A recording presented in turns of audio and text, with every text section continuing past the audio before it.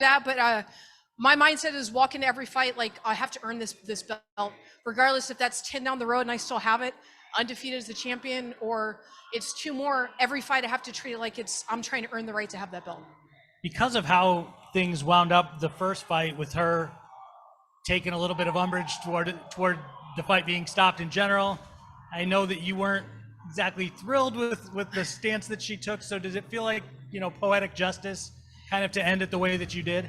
Yeah, in all honesty, one of the things I've really been working is crucifix from every single position. So I really was trying to bait her to get back into a crucifix just anywhere, just so I could say, like, not only am I going to finish you again in the same position, but I'm going to do a lot more dominant, a lot more dangerous. But one of the things they had to keep talking to me is like, if an opportunity is there, you're a good grappler, don't chase after something. And I saw it was there, and I knew I had to take it and just snap that arm. So when the crowd got a little impatient, let's just say, right, which tends to happen when you have situations like you guys had there in that round, in the back of your head, are you sitting there going, just chill, because I know what's potentially coming up here? Yeah, exactly. The fans don't know what's going on, and they don't know what we're working towards. And I wanted to drown her. I want to take her into deep waters and put her in an uncomfortable position she'd never been in before.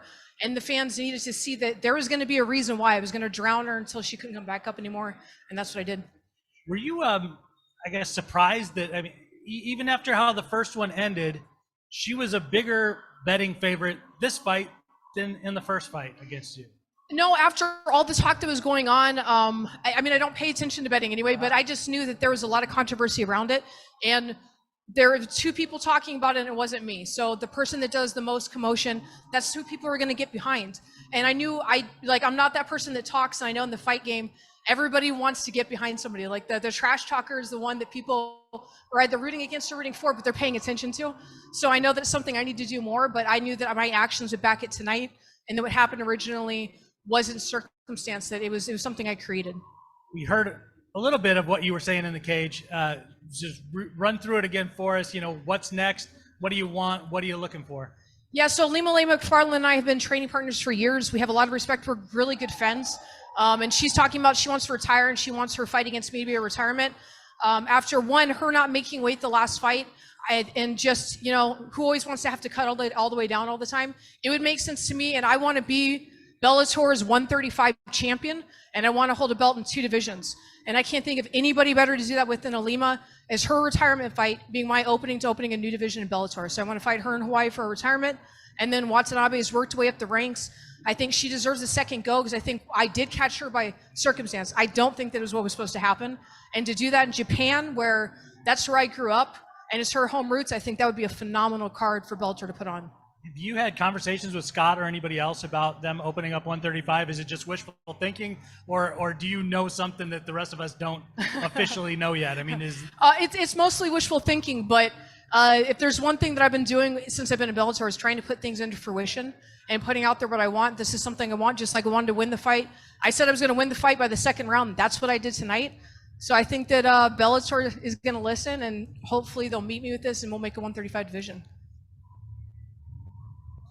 Kay Williams for Can Chronicles Media. Once again, all gratitude and smiles. Congratulations on the win. Thank you. What does the win tonight do for you personally, away from the cage? Personally, this is the first time I've ever gone away for fight camp. My head coach, he moved out to Virginia, and I have all the faith and confidence in his ability. And this is the first time I've ever left home for a coach. That's how much belief I have in his abilities and trust that I have in him and confidence. So I was like, hey, I know that you're moving to Virginia, but can I follow you and do my fight camp with you? So that meant that I left my wife with 2 kids, our nonprofit organization with all the dogs that she's training by herself and doing it on her own. So this is a big win for me, because I left her all alone. I had to sacrifice. She had to sacrifice so much.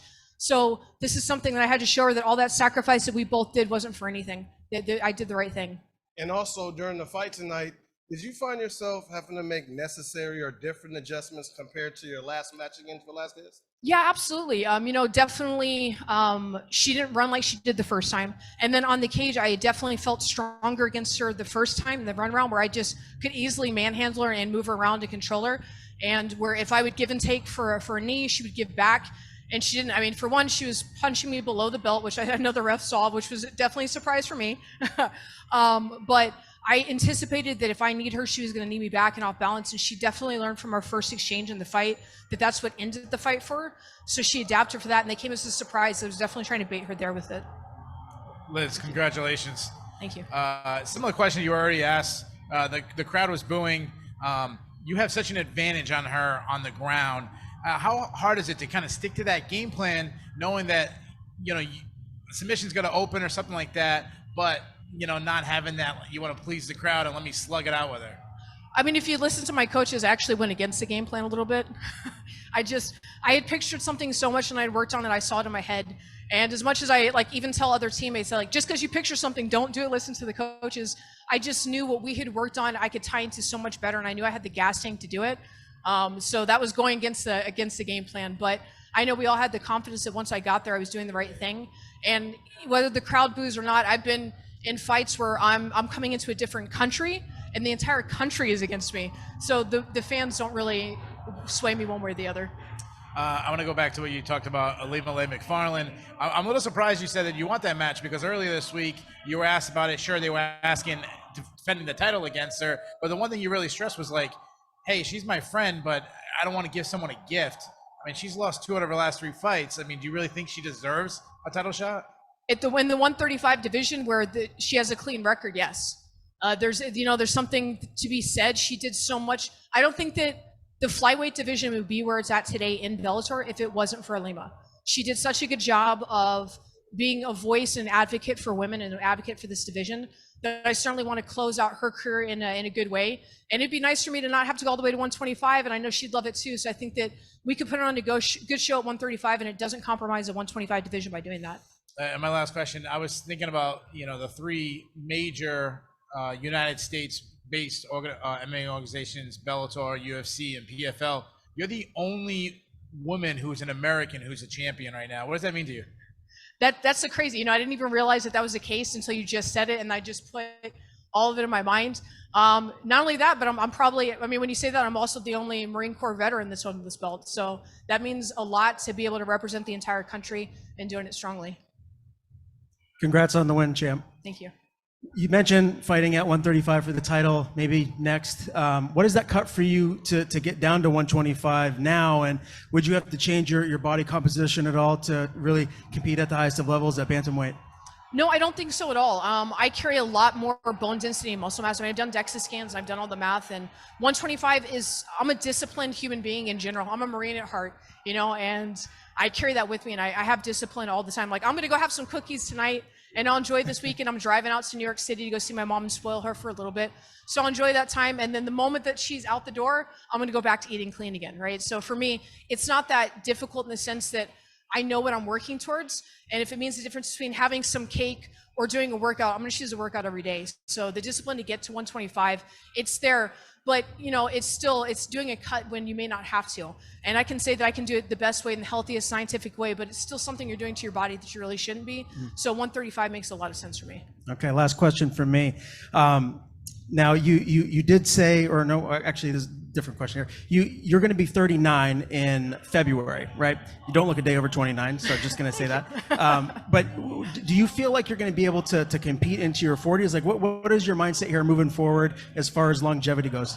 Yeah, when I look at all the other 20-year-olds out there, they may have youth, but they're doing it wrong. I've done research, and I'm making an investment into the longevity of my body, even outside of fighting. And because of that, it's helped pay me back. And I'm keeping a well-oiled, well-maintained machine that's ahead of the curve of everybody else. I outrun and outsprint every 20-year-old in practice, and I'm going to continue to do that until I can't anymore. But it's mostly my mind over my body telling it that this is what you're supposed to do. I love the evolution of the sport. I'm not invested in the wins and the losses. I'm invested in the process. I get to meet people. Every training, there's something new to learn, and I have fun in every practice. That's what I love doing. This is just an opportunity to test everything I've been learning.